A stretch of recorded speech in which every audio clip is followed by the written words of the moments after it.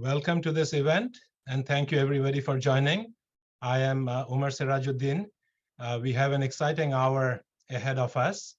We'll get to know a little bit of the Atlas, and then we'll hear from the World Bank Group's chief economist, Indermit Gill, our chief statistician, Haishan, then we'll moderate a discussion with the distinguished guests, and I'll let her introduce them later. And finally, we'll be joined by Axel van Trotsenberg, the Senior Managing Director of the World Bank, to offer some closing remarks. Now, many of you probably have heard of Florence Nightingale. She tended to wounded soldiers during the Crimean War in the 1850s, and she came to be known as the Lady with the Lamp. She also became the founder of modern nursing. What you may not know about her is that she was an influential data visualizer. So she analyzed the horrific living conditions in the hospitals and concluded that it wasn't the battle wounds, more so diseases that were killing many of the soldiers. And she explained her findings through elaborate data visualizations. One of them was a pie chart, a variation of a pie chart called a rose chart. And what she did was she used her charts to convince lawmakers, the general public, and the medical profession that sanitation saves lives. And the nursing profession was never the same again. And this was actually a case when data saves lives. And visualizations became one of her preferred ways of communicating. And she actually said this, that whenever I'm infuriated, I revenge myself with a new diagram. Now, compared to then, today we are inundated with data. And while we must continue to work to fill data gaps, any remaining ones, we also need to do most with what we have. And that is what we try to do in the Atlas, and it is grounded on the SDGs. So let's just get to know the Atlas a little bit. The video, please.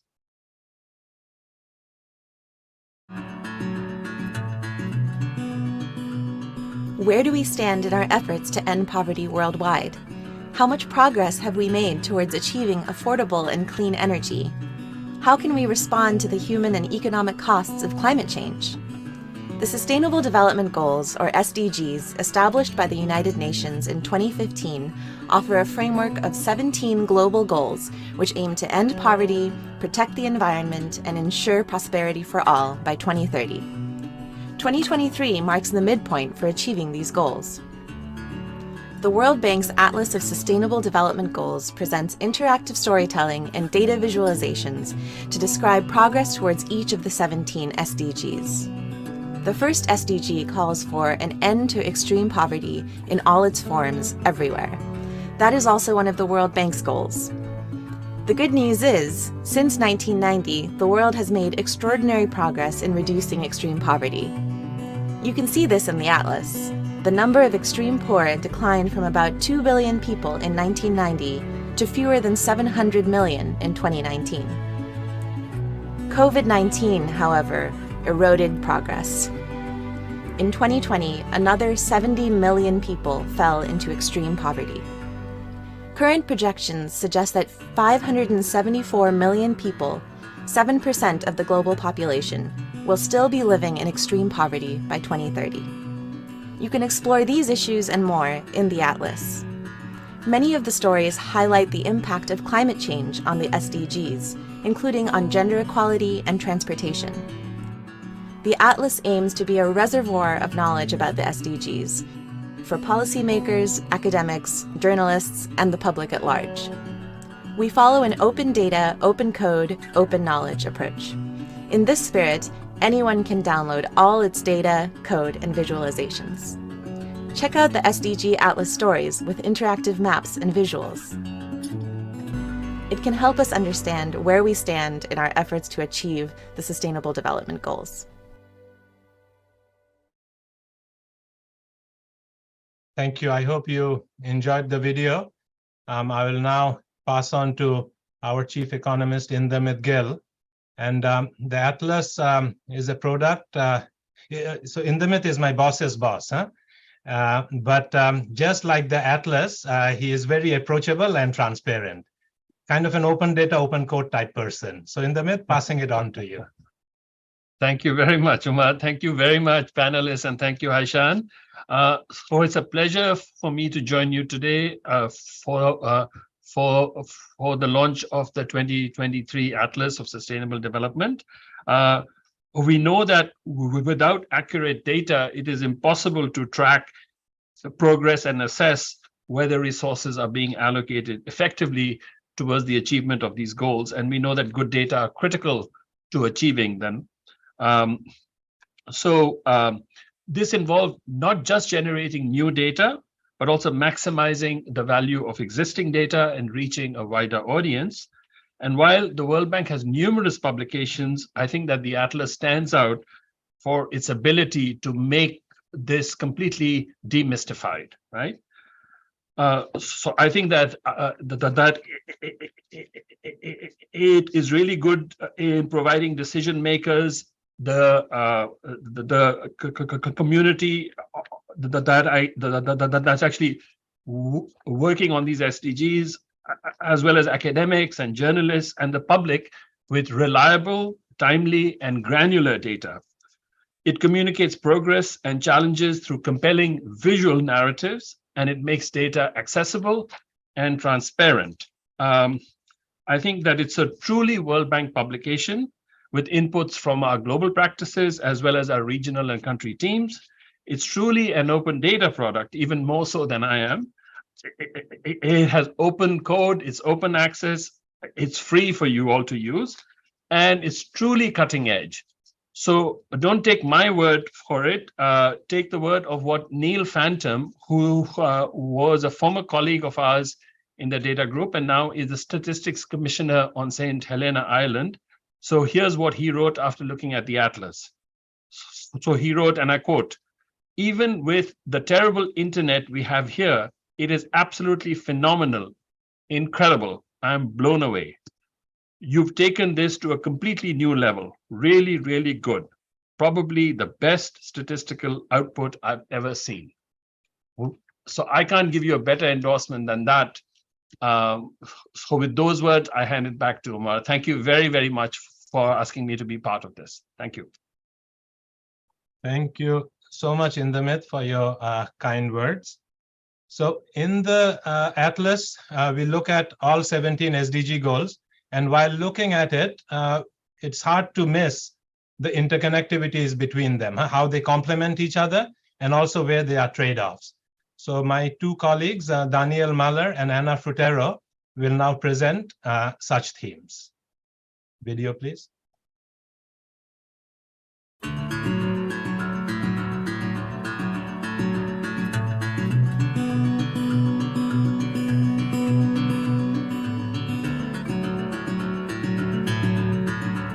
SDG Target 1.1 aims to reduce global extreme poverty, that is, the share living on less than $2.15 per day, to less than 3%.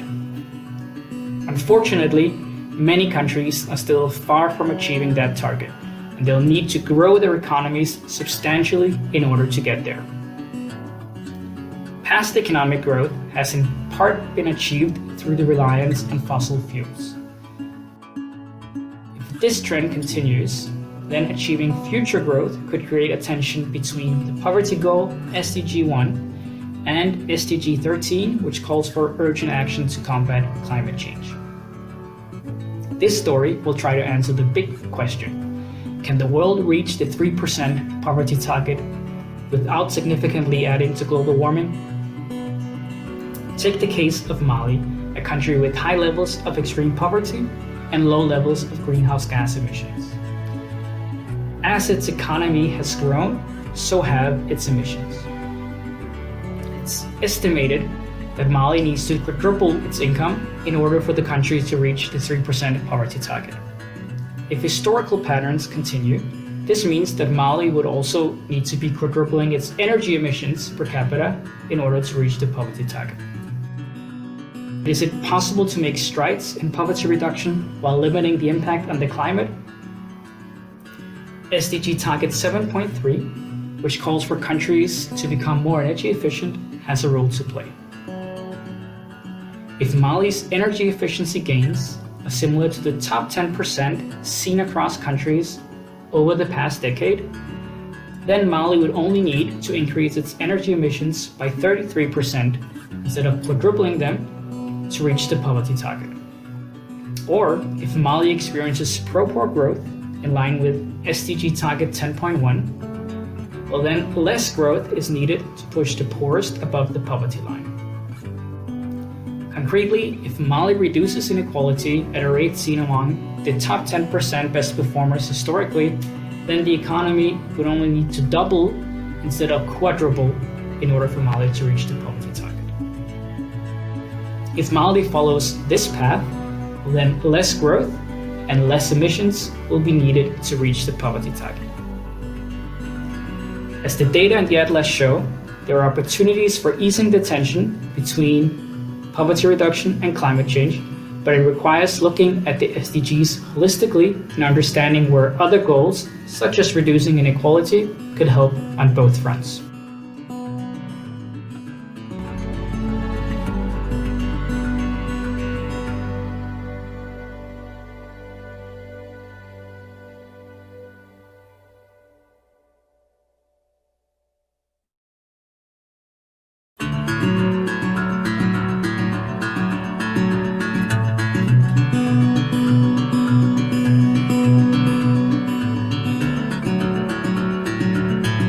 Over the past 20 years, global access to water has steadily increased.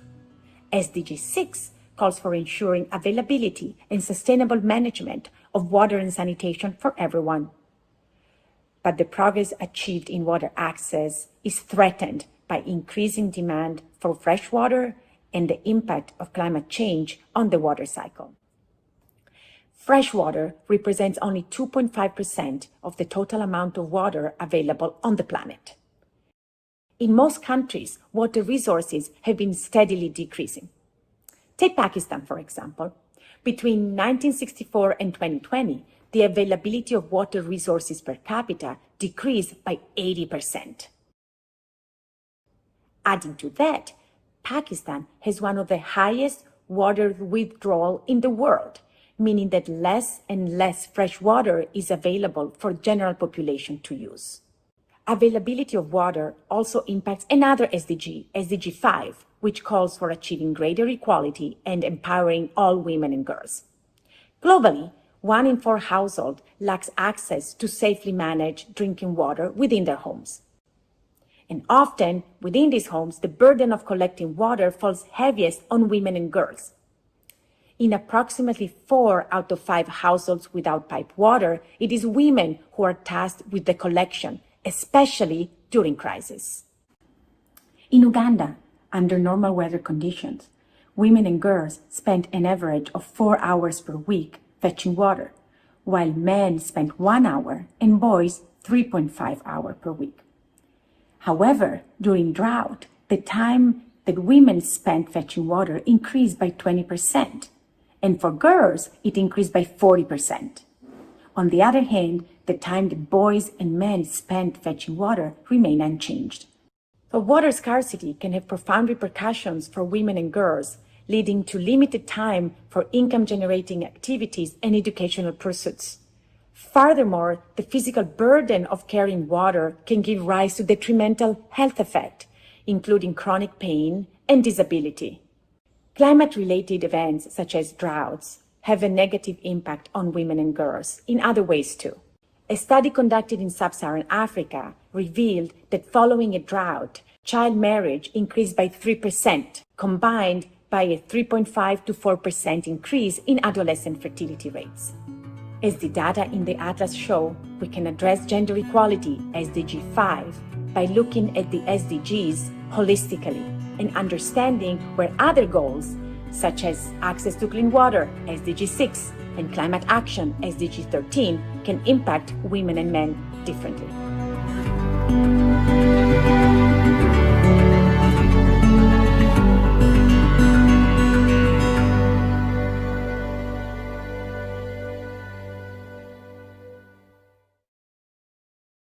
So these were some snapshots from the Atlas. Please check it out and let us know what you think.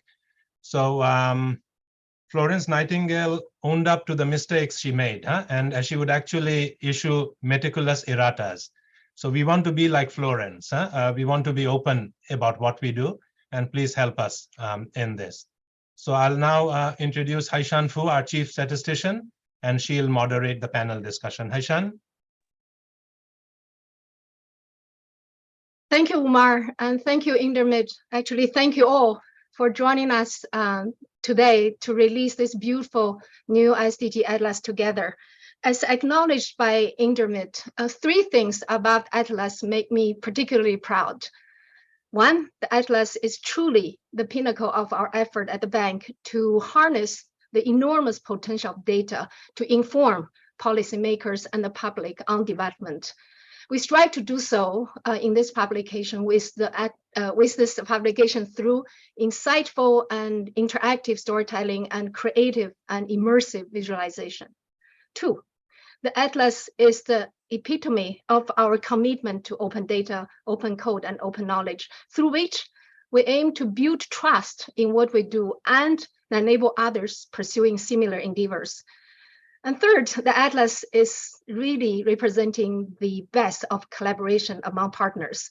It really would not be possible without the invaluable contribution of many colleagues across the bank, as well as our partners around the world.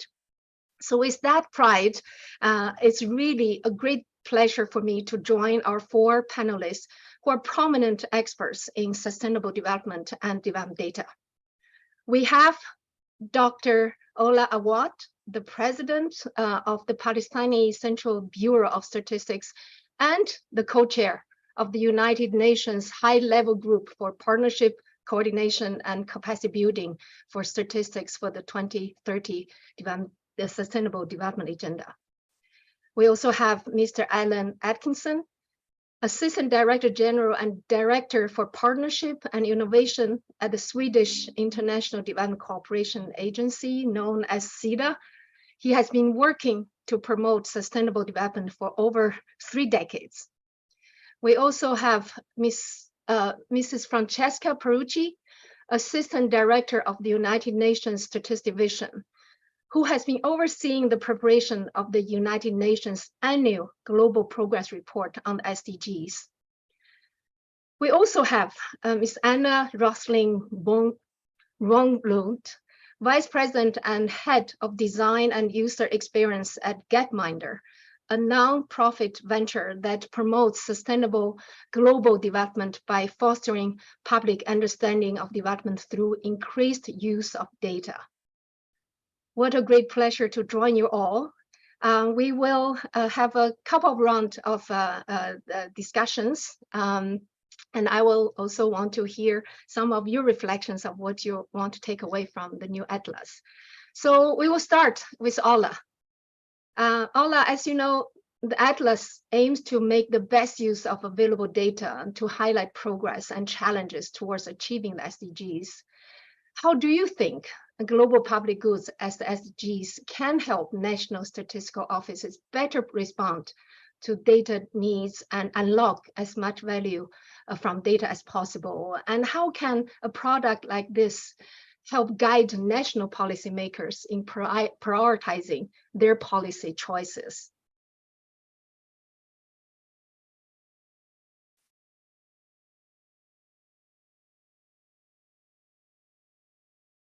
I think, Ola, are we still connected with you? Looks like she dropped off, huh, Haishan? So maybe right. you move on. We'll wait for Ola to come back. So I will turn to my friends, Francesca. Francesca, as you know, one of the purposes of the Atlas is to complement UN's Global Monitoring Report, including going beyond the official SDG indicators to illustrate specific progress and pressing challenges. We have done so since 2017. If you reflect on this process at this midpoint of our respective global efforts, where do you think we have done well through the SDG Atlas? And also, what will the upcoming UN SDG progress report say about the opportunities offered by existing and new data in our effort to track progress and motivate acceleration? Thank you, Haishan. Hello and hi to everybody. Thanks for giving me this opportunity to be with you today and with my dear friends at the World Bank Development Data Group. Well, first, of course, huge congratulations to all of you, to the whole team. I think I couldn't agree more with our friend Neil on his comments. This is a fantastic product. I think it goes well beyond the fact that you have in the Atlas these very beautiful visualizations and interactive tools that really allow the users, I think, to get a deeper understanding of the goals and the targets that going well beyond the simple presentation of the indicator.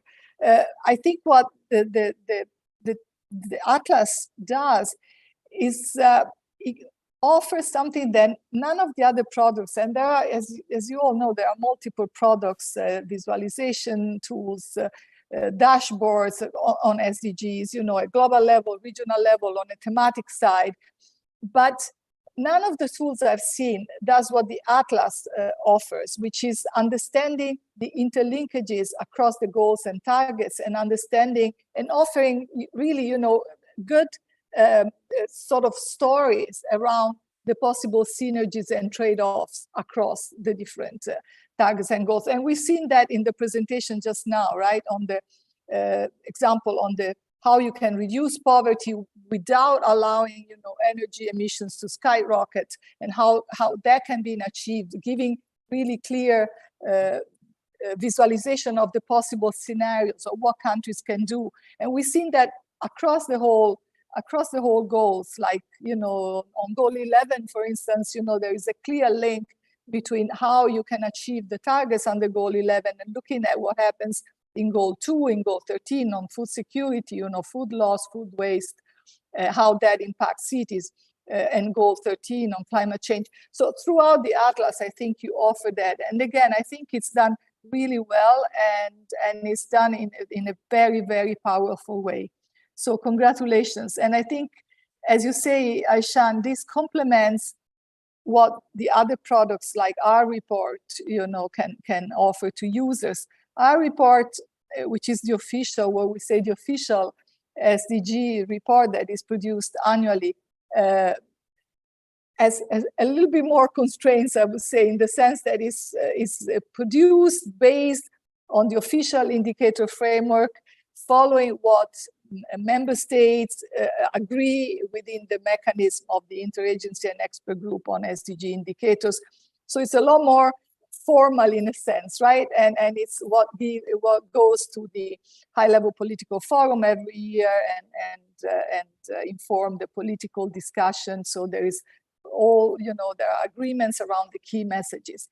But again, our report too tries to offer data in a way that really can point, you know, especially in this landscape of data scarcity, we have to make the best use of the data that we do have and really use the data in the most impactful way to raise awareness on key policy shortcomings and also areas where the most urgent actions are needed.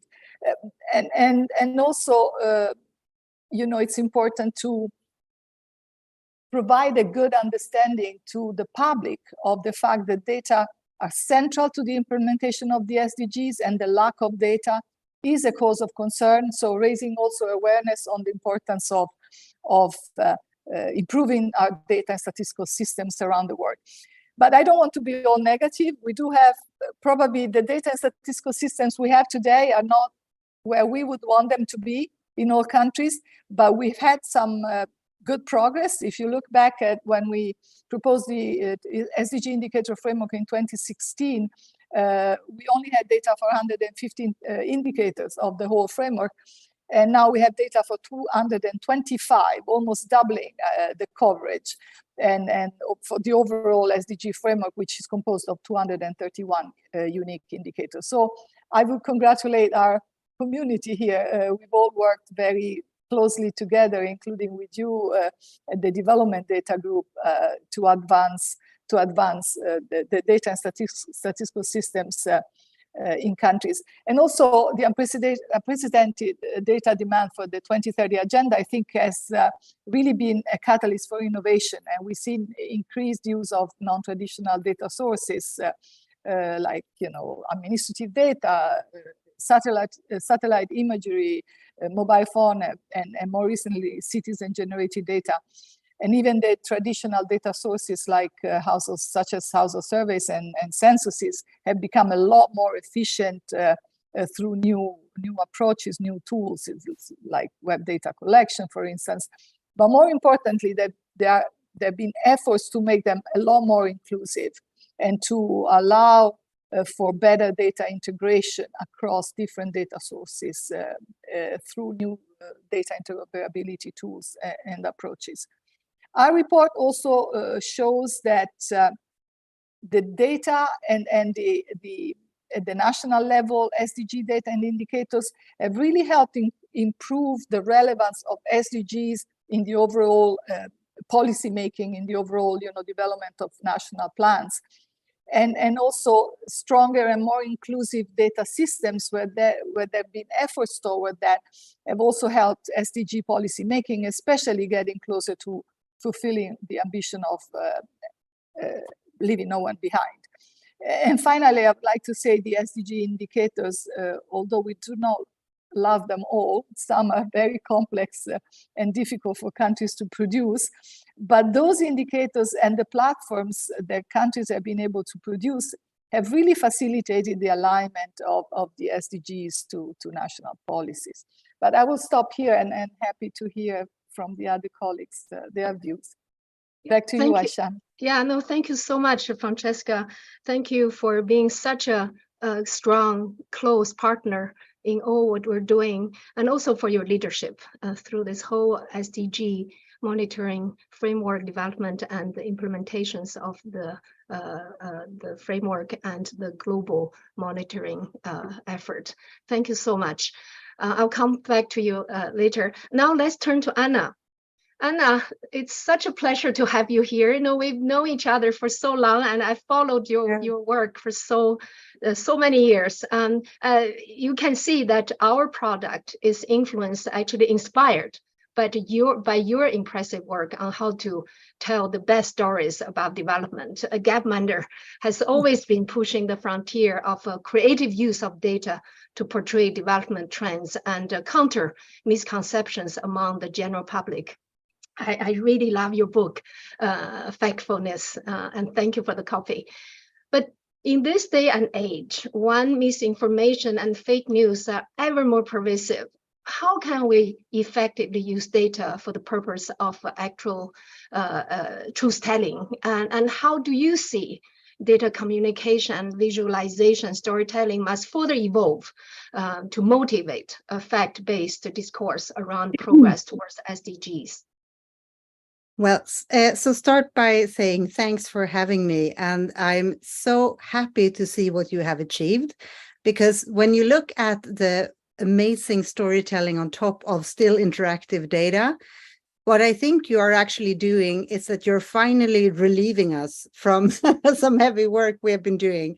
So I'm really grateful, and I'm looking forward to continue doing things together in the future as well, and trying to get the data more in the hands of the users, because I do think that is the big shift. When we started 20 years ago, the data existed, but it was hard to find for people and hard to use for people and organizations and so on.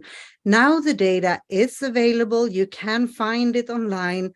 Now I think we're at the point when it's a question about how people should be data literate enough to use it, and how we can help by meeting halfway by making data presentations that make sense to people without having to invest years and years in statistical training. So I think I would say I think we have a huge task ahead of us.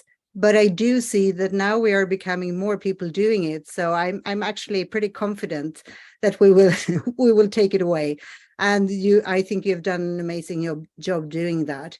One of the biggest things that we are struggling with at Gapminder at this point, I would say, is that even though the data exists and it is findable, we still see that people seem to have a worldview that is not totally relying on the data that is actually available for them to sort of upgrade the worldview. So I think part of it is about storytelling on top of data to tell relevant, important data stories and help them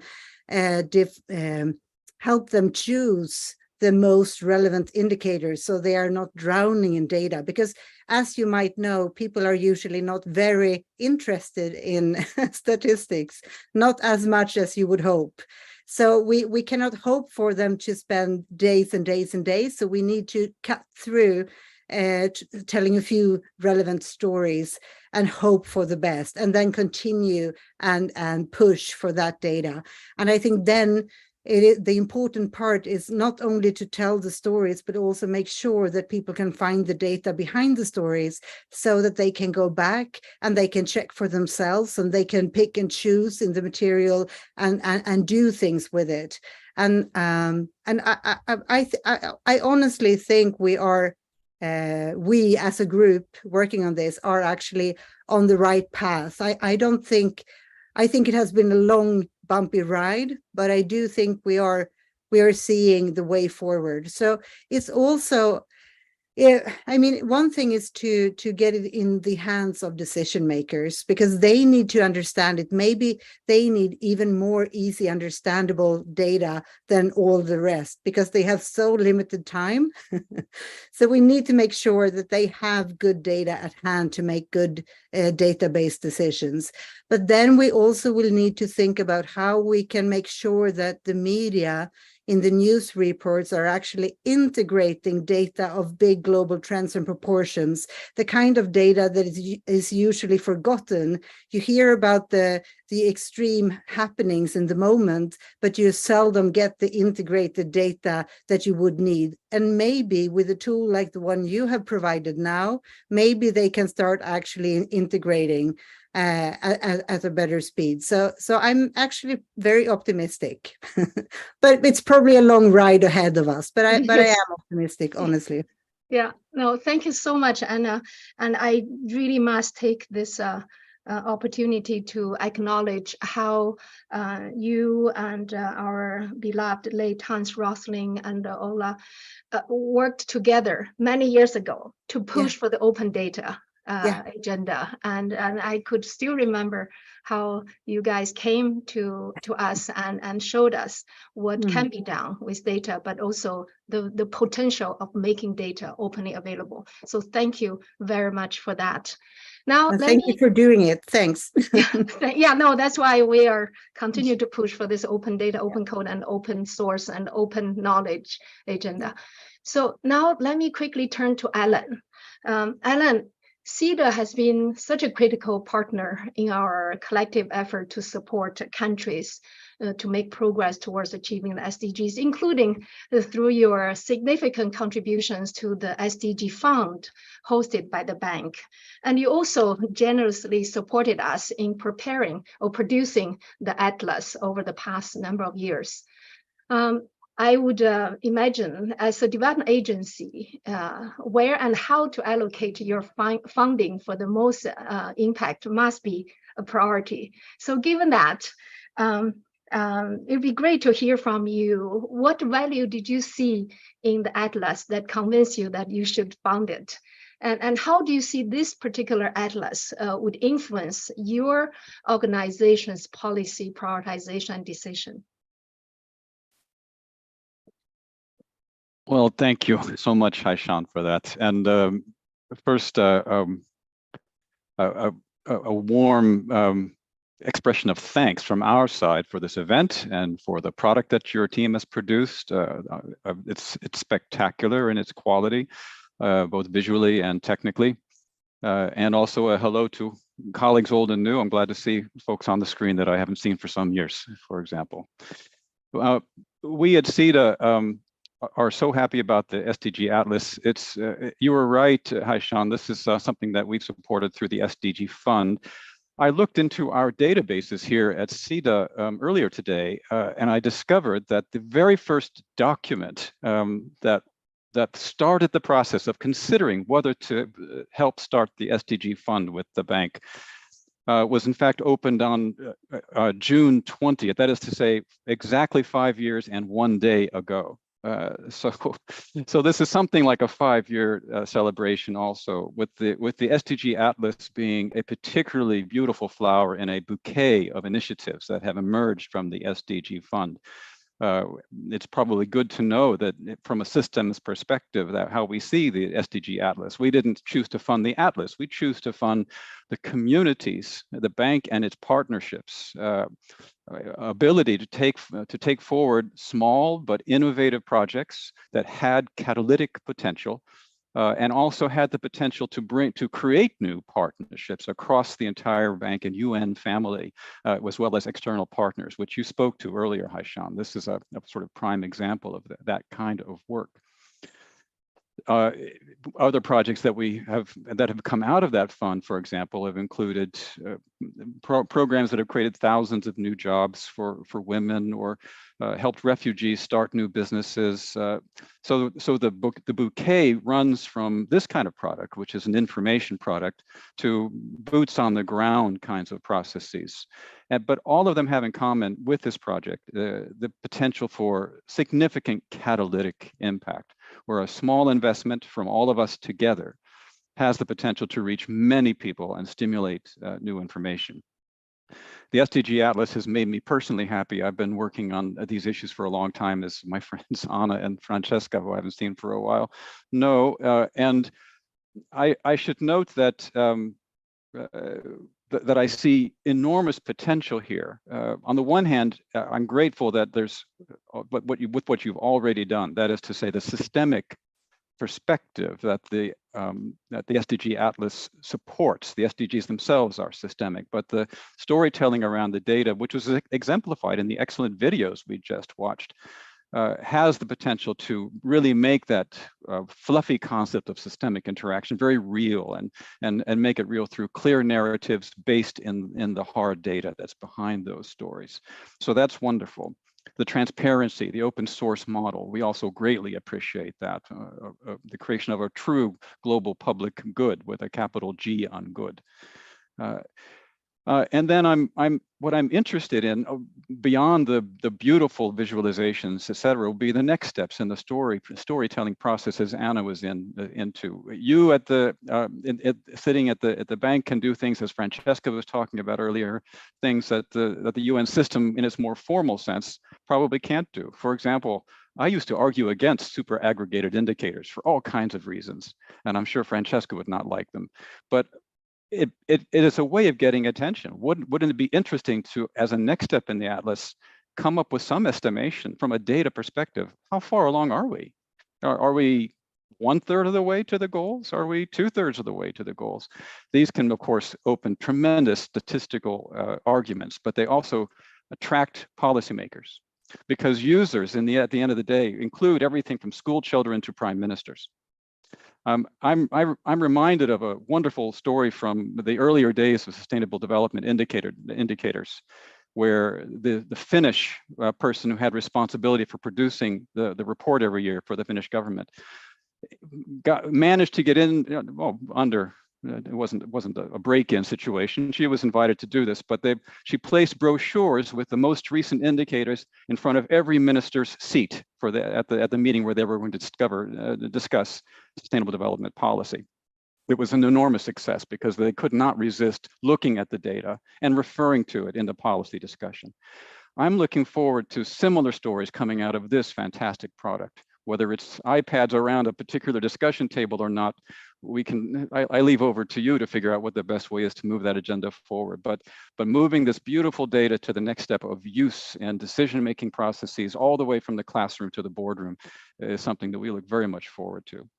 In closing, because I'm eager to hear the other speaker on our panel and to have some discussion, let me just note that the challenge of bringing data to this kind of conversation is not small, but it's truly important through visualization, through access, to put the awareness into the space, not just the numbers themselves, but the idea that the numbers exist.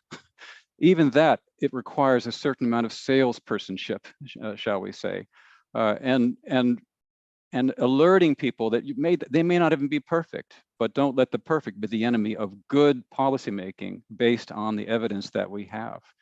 Because the evidence gets better all the time, as we heard from Francesca in terms of the accumulation of data. I always used to say, if you don't have the number, put a question mark in the report, and within a year or two, you'll have the data, because some graduate student will want to produce it. So I end by saying, thank you so much for this product. We warmly congratulate you from SIDA and the Swedish National Development Cooperation Agency, and I look forward to continuing the journey together. Thank you so much, Alan, both for your support for this product and also for the insight you just shared. I now notice that Ola is back. So Ola, just very quickly turn to you. How do you see the Atlas as a global public goods could help support you at National Statistical Office and unlock the data or the value of the data that you have, and also to meet the demand from policymakers? And do you see a product like this Atlas has a value in guiding national policymakers in prioritizing their policy choices? Thank you, Haishan, and apologies for the interruption I had. First, I want to congratulate you for this great achievement, which will be of great help for us as national statistical offices. I mean, now we are in the era how we can work, how data can make a change, how data can be really utilized by everyone, by policymakers, how it can be a kind of actually monitoring tool. And the Atlas for us is one of the best examples that we can really benefit from. I remember our experience with you in 2017. We did our poverty atlas in Palestine with your help from the World Bank. And it was such a great tool for more data access and more data utilization. And that's what we're looking for as national statistical offices, and how data can make a change.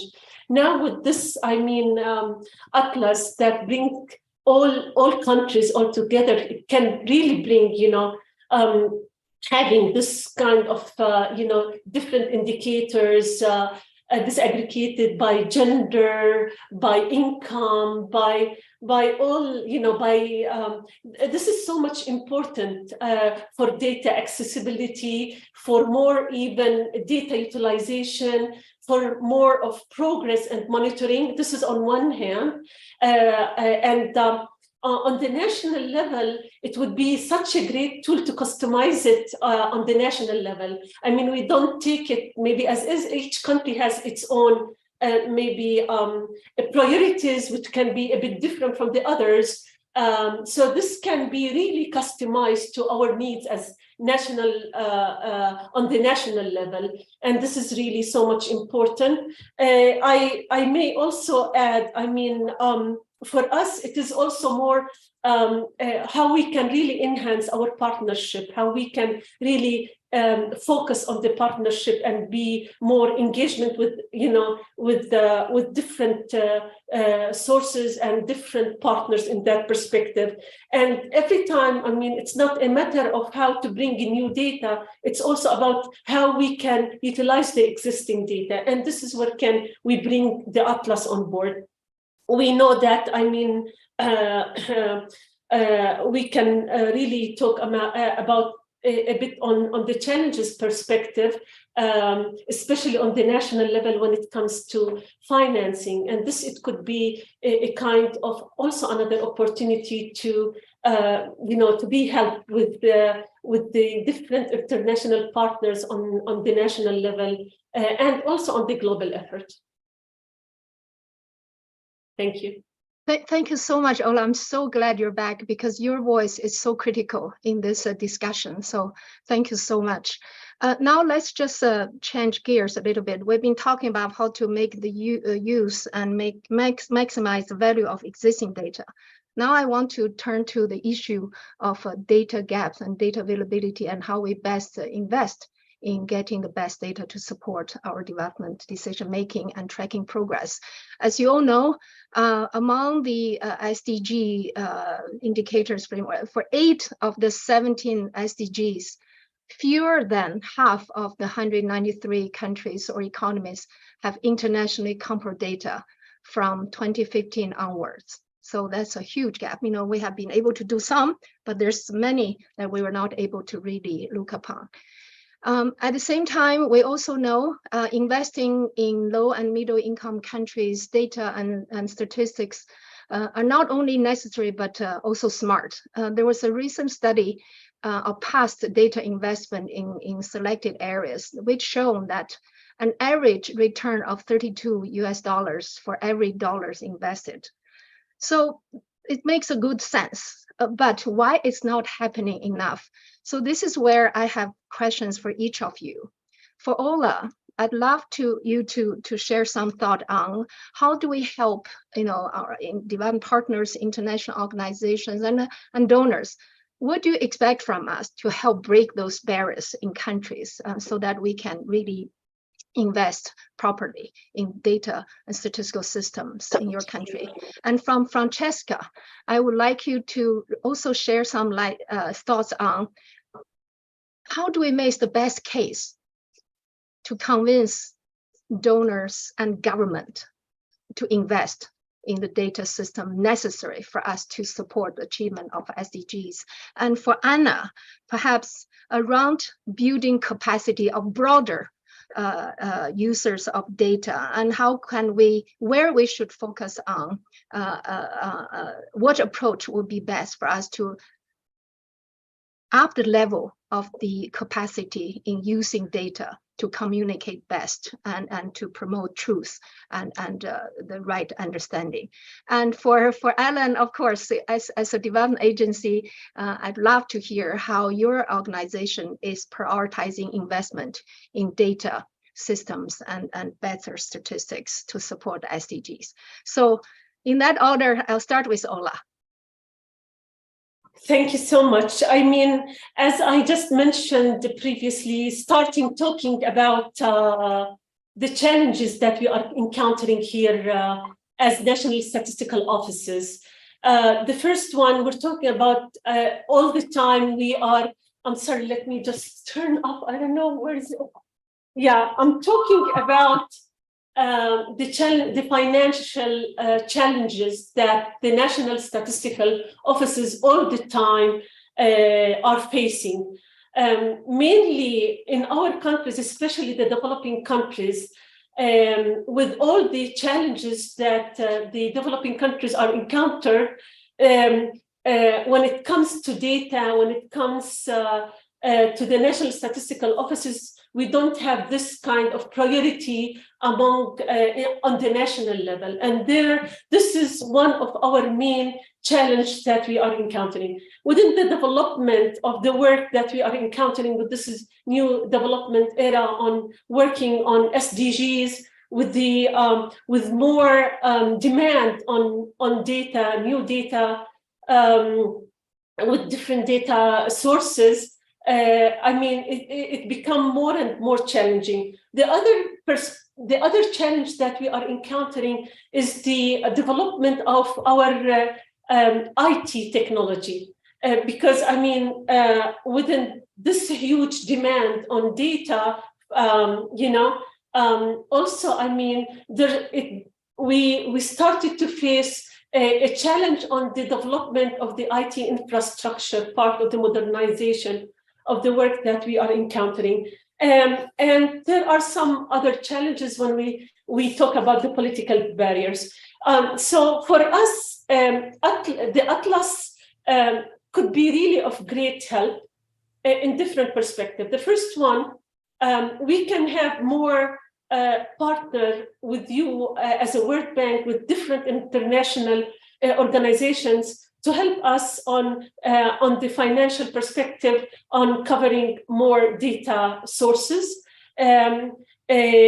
It can be also on providing more technical assistance and capacity development to the national statistical organizations. The other thing that you can help us is more, I said, I mean, how we can bring data and how can data make a change in our country on the national level and on the global level. So it can be actually an advocacy and awareness tool for promoting data-driven for decision-making. I may say also, from our perspective as National Statistical Organization, is how we can build more partnership on the national level and on the international level in order to have a more engagement with the local and global stakeholders as an expanding available resources and achieving the SDGs. I may say also the Atlas can help us in developing the statistical performance indicators as a framework for the 5 pillars and the 22 dimensions to assess the maturity of the national statistical system. So there's really a need for more efforts in promoting great data use and availability to prevent data from the remaining unused. Thank you so much. I'll turn to Francesca and then Anna and Ella in that order. Just brief answers. Okay, I'll try to be brief, Haishan. The question to me is not an easy one. How do we make the best case, right? We're in a time of multiple crises. We have only a few years to rescue the SDGs, and we see how difficult that is. And we know data is central to address all that. But we also deal with shrinking budgets, right? Donors don't have enough money. So it's a question of how we prioritize from their side when we look at the overall landscape of international global support. So where do data fit into the list of priorities? And we see that a lot of other things, emergency relief and the war, and there are so many other areas, and it was time, COVID took up a big chunk of the ODA. Where do data fit into all that? I think the data and statistical community, have a responsibility to show what can be done with the limited resources, how we can be more effective, the way we spend the money, but also where we channel those funds. So we sort of are a lot, there is a lot of fragmentation, let's say, from the community, the way we cooperate with countries, the way we offer our support. So we have to work on that front, but also how we channel those resources, what really needs to be strengthened. And I think the case we should make is that what needs to be done is really to work with a holistic approach in building this overall data and statistical systems and I stress the word inclusive again. Those have to be inclusive systems. We need to sort of, reprioritize where we put the money, building systems that are really mainly geared at understanding where the vulnerabilities are, how you make sure that you capture all those parts of society that the ones who most urgently need those actions, right, to accelerate the SDGs, to address the crisis, etc., etc., etc. But then we also need to demonstrate the impact of data, and that we are not very good at doing, and we should improve that and make a strong case on how data really make the huge difference in increasing the effectiveness of programs in health, in education, the environment, in showing, what we saw with the Atlas, the interlinkages across the different policies. That's again why it's important to take this holistic approach, look at data integration, look at interoperability, establish that data coherence that brings the policy coherence. So I think that's where I will put that's my pitch, let's say. That's where I would focus. Back to you, Haishan. I hope I wasn't too long. No, thank you so much. Yes, now Anna. Thank you. So I will try to be brief, and I'm not sure if yeah, if I'm going to be the most relevant in my brief. But I do think that the big portion is already done. So, I mean, as long as you have data production going on, but it's too little and too small volumes, as long as no one sees the data or uses the data, you can keep doing it that way. And it will continue to be a low priority in the systems, because no one could claim it would matter, because no one have seen the data or even the reason why they should be done, right? So I think by making the data visible, making it comparable between countries, making it obvious when countries lack data, because when you look at the SDG indicators, there are so many indicators that are actually having either basically none data or very scarce data, or for extremely few countries. And I think it's important to make that whole area visible, because then people will start looking at their neighbors and see, my neighbor has this number, but we don't. Why don't we? And you will start getting that internal debate. So on one hand, it's a question about making sure that people have a technological system to report data that is a standard way of reporting, making the data free, making it less problematic for them to actually add the data, so lower the burden they have to do to actually produce and give away the data, and also make sure that everyone else can see the data. And I think that is a starting point. And maybe we should also say, maybe the SDGs has too many indicators, so maybe it could also be done the other way around, saying that having all these 200-ish indicators, maybe we should actually internally at the top cut a few and say, these ones were on our wish list, but we haven't managed to get enough data quality and it wasn't realistic. It's in the dreams for the future. So maybe even going from the top down and actually admitting that the result, it might have been a too expensive approach. So that might be something as well, because I think one of the hardest communication pieces is to getting the public to understand 17 goals is a lot. But when you tell them about the targets and the indicators, and then when you look at them and they basically lack data, it's not a very sexy thing. So maybe it has to go the other way around too. Yeah. No, thank you for that. Now, Ellen. You are muted. What a rookie mistake. Sorry. I strongly agree with what Anna said about the need to get data into use. And I'm going to give a very disappointing answer to the question you posed, Haishan, how we are prioritizing. We as SIDA are, like the rest of our partners, we're also, our Ministry of Foreign Affairs has announced that it's going to be announcing a reform agenda for our development aid policy, and that will affect how we prioritize. So I can't tell you how we're going to prioritize data going forward until we get new instructions from our government.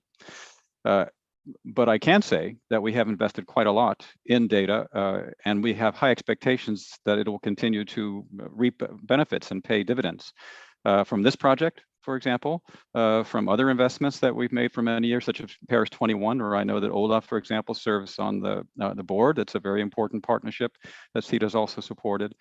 And so we will continue to be supportive of and speak out about the need for data, but I can't give you any kind of decision about how we're going to prioritize till I get directions from my government. No problem. I'm not forcing an announcement. I'm just really glad to see the longstanding position to support the investment in data and development of SIDA. So thank you very much. Now, since I have Anna with us, I can't not do what she used to do, is to give a little bit quiz to our panelists. I'd love to know from each of you very briefly, maybe 30 seconds or 1 minute, is that, for example, Ola, what are the findings from the Atlas that you believe would surprise the public in your country the most? Or from Francesca, which finding in the Atlas impacted you the most in relation to the SDGs that you have been helping to monitor? Or Anna, Do you find any findings in the atlas that go against people's most common misconceptions as you have been observing throughout the year? And also for Alan, what is the one finding from the atlas that resonate with you that you like everyone to take away from? So maybe this time I'll go from a reverse order. I'll ask Alan first. Goodness, you've definitely caught us all, Haishan, I'm sure. But and now I'll just speak from a sort of. You asked what I personally reacted to, and what I like about the SDGs and about the Atlas is that in addition to being systemic, they're democratic, and they put all the needs on the same page, you might say.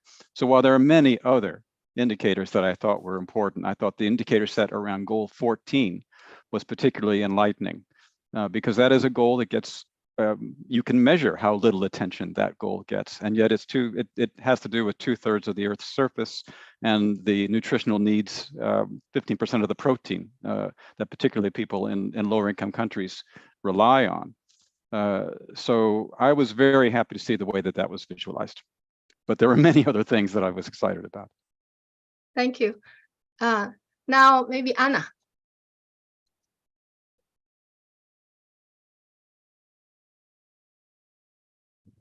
And now Anna is muted. Okay, so for the last like 3-4 years, we have been testing the general public about what they really know about the SDGs. So I think I am a little bit, colored by that when I answer. But I think what people will be most surprised by is when you see the overall patterns, when you see all countries come together in all the overviews and can see the global pattern and see that there are huge differences between different places on Earth when it comes to these indicators. And it's more on a general phase, but from what we have experienced the past years is that people are truly, truly wrong about everything being like human development moving forwards. And I think that might be one of the biggest problems to communicate, that part of it is better than they think, but we're still far from reaching the goals. And keeping both of those thoughts in the mind at the same time, it's a pretty tricky thing to communicate. So I think there you will have the biggest surprises for others. I'm not sure where mine is at this moment, but along that. Great. Francesca? Yes, thank you, Haishan. I don't know if I can be surprised by SDG data because I see them for lunch and dinner. But I would say the thing that attracted me the most was this the scenarios that you present in the Atlas, because I think that's a very powerful, interesting way of looking at what can be achieved, and you can use that to talk to countries, right? And say, look, this is what you could do. You could really grow by reducing inequality. You could do, you could reduce poverty without having high energy emissions, etc. But if you want to see, you're asking me what impacted me, and I think what really made me very depressed at the end.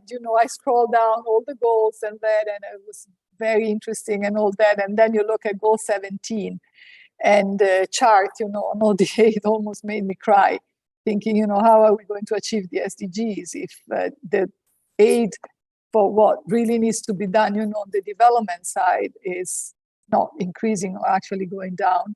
And of course, that's because you have other emergencies that donors are dealing with. So that was a little bit the sad story that made me even more depressed after having read my own report, right, on the lack of progress. Back to you. Yeah, thank you so much. Now, last but not the least is Ola. Thank you. I'm so happy, as a chief statistician, because I mean, for us, the Atlas for SDGs it's really a good tool for us for data accessibility and data utilization. And it is really so much important when I talk about, a comprehensive overview of SDG progress, emphasizing on the regional disparities and gender inequalities, climate change impact, and so forth. So this is so much important also for the decision makers. Also, the Atlas reveals significant advancement in some areas and also highlighted challenges in some other areas.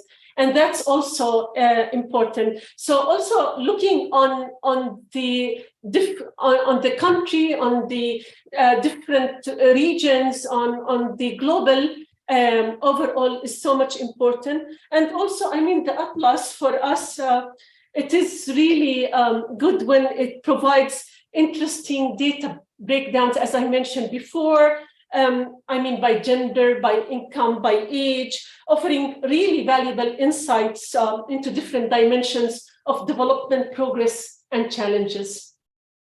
Thank you. Thank you. Thank you all the panelists so very much for this fantastic discussion. Really, I'm just really thrilled and grateful to all the thoughts and insights you shared and the recommendations that we'll take forward. And thank you for your recognition of our effort to really push the frontier to be more effective in communicating about development through effective use of data. As Umar mentioned earlier, that not only our the World Bank Group chief economists really recognize the importance of such a product, and also the World Bank senior managing director Axel also committed himself to come to help offering some closing remarks. The thing is that he's stuck in a high-level summit in Paris on debt issues, and he really tried to come, but the discussion was still going on there. So if you would allow me, I'd like to share some of the remarks that he has stressed that he would like to convey to all the participants here. As Axel stressed, that bank fully recognized that achieving the SDGs will require a collective effort from governments, international organizations, civil societies, and the private sector, and collaboration that enable us to leverage each other's strengths and expertise and allows us to pool resources, share data, knowledge, and best practices, and coordinate efforts to maximize impact. We at the World Bank are fully committed to working with the United Nations and other partners to make progress on sustainable development goals, despite the enormous challenges we're all facing today. Achieving the SDGs will require significant investments in infrastructure, education, health, and other areas. This is where the bank's financial assistance and technical expertise have and will continue to drive meaningful and lasting results. But it's not only about financing. The availability of timely and reliable data is critical to achieve the SDGs, and data helps to measure progress, identify gaps, and inform decision-making. Without accurate data, it is impossible to track progress and ensure that resources are being allocated effectively. And the World Bank is not only a development and knowledge bank. Our goal is to also become a data bank. This involves not only generating more data, but also maximizing the value of existing data and reaching a wider audience. While the bank has numerous publications, the Atlas stands out for its ability to demystify development. It provides decision makers, the development community, academics, journalists, and the public with timely, reliable, and granular data and informative storytelling. It communicates progress and challenge through compelling visual narratives, making data accessible and transparent. So we want this free resource to help guide decisions on what policy choices to make, especially now as we cross the midpoint in the implementation of the SDGs. And we also hope that others will follow our lead in explaining development through innovative approaches like the Atlas. As we approach the hard point, we must accelerate progress so countries can regain lost ground due to COVID, food, and other crises. So we really want to work with all of you, and on behalf of our Senior Managing Director, I thank you all for joining us, and a special thanks to our panelists, and for me, a really heartfelt thanks to the team who worked tirelessly with all our partners to make this product possible. Now, today, it's out in the world. So thank you all very much. Now, I give Umar the floor. Thank you all for joining. Just a few words before we go. Now, development is about partnerships, and you can tell the Atlas was one heck of a partnership. And one of our partners over the years has been our panelist, Francesca Perucci. And Francesca, after decades of service, she'll be retiring next month. And she has just done so much. The SDG monitoring, she is at the heart of it. And Francesca, to us, you have been a giant, and thank you for letting us stand on your shoulders. And we will miss you. And speaking of people who stood on your shoulders, I want to introduce my colleagues, Florina Pirlia and Divyanshi Wadhwa, without whom the SDG Atlas would not be possible. And, the philosopher Martha Nussbaum talks about practical hope, like hope you actually do something to achieve rather than idle hope. And you two and the SDG team are practical hopers. Thank you so much. And thank you everybody for joining.